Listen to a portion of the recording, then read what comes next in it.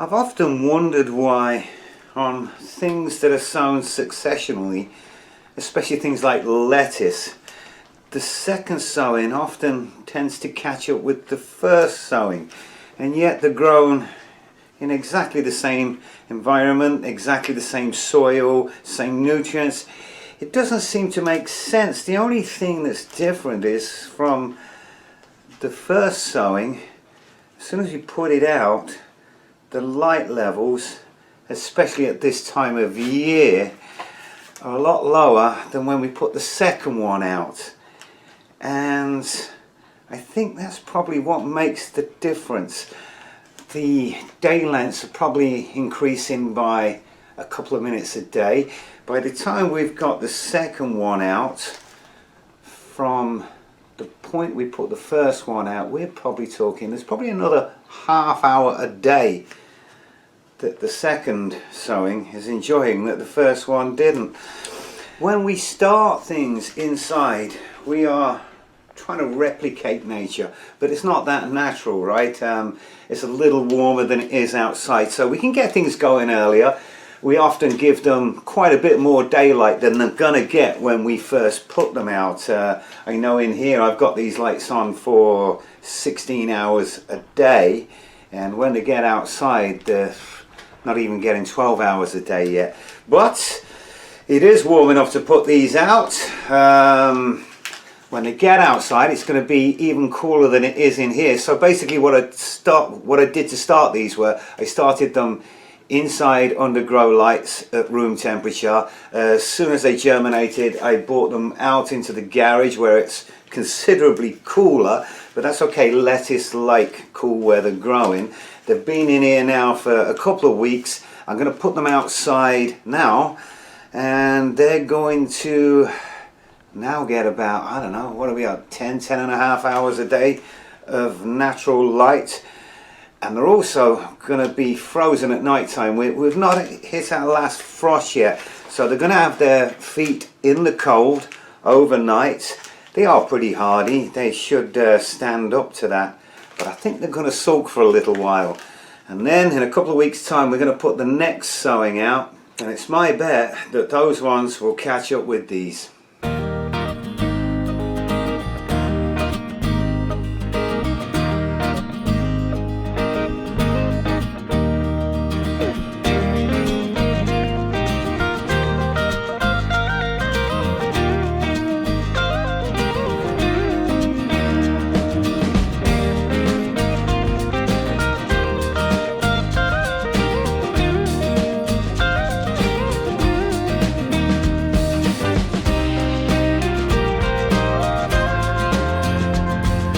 I grew a whole bunch of rhubarb from seed last year, and I didn't have space for everything, so I just chucked a whole bunch of it at the side of the greenhouse and forgot about it.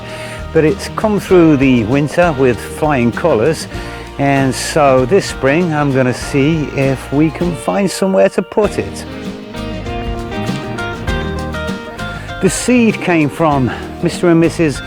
Giant Dormouse, and I believe there's 4 varieties here. There's Champagne, Glaskins, Victoria, and one of unknown origin, and they've all come through winter in good shape, aside from a couple that I completely buried when I emptied a garden box in the autumn, but that's okay, I do have replacements.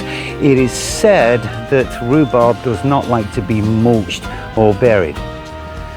In saying that, here's a rhubarb plant that did get mulched with probably about 8 to 10 inches of wood chips last autumn, and it's come through fine, so I'm guessing that there is always an exception to the rule.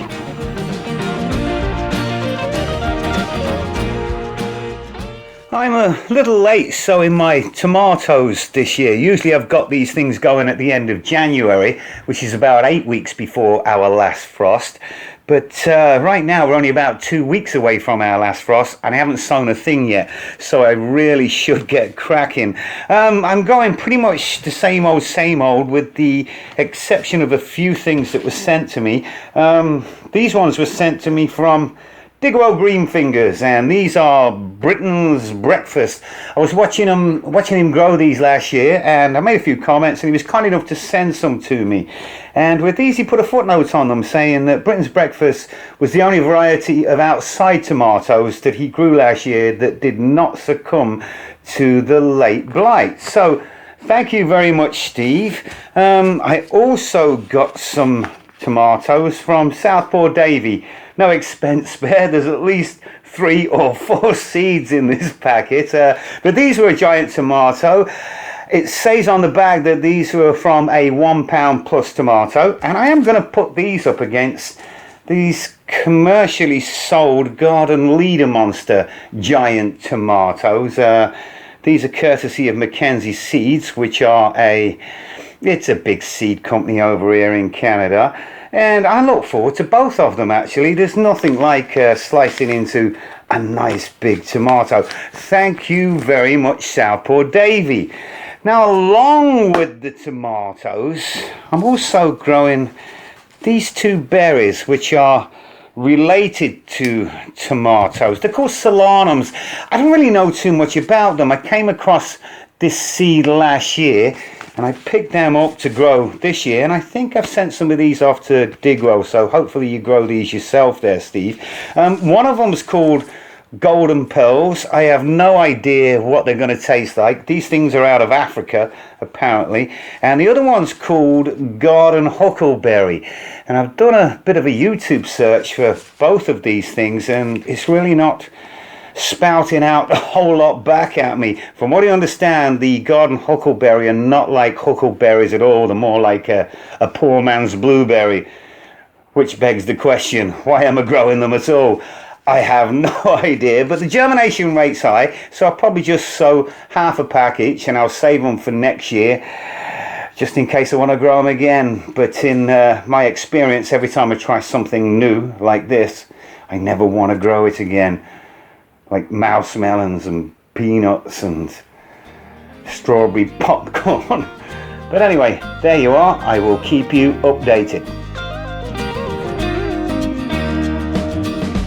Well, that's about it for today, and right now I think it's time for a beer, and as St. Patrick's Day is coming up, I don't see anything wrong with Guinness being on the menu. In the next video, I'm probably going to be sowing potatoes, because I like to get my potatoes sown between St. Patrick's Day and St. George's Day. And so, until next time, I hope this tastes as good as it did in the first take, and yeah, cheers.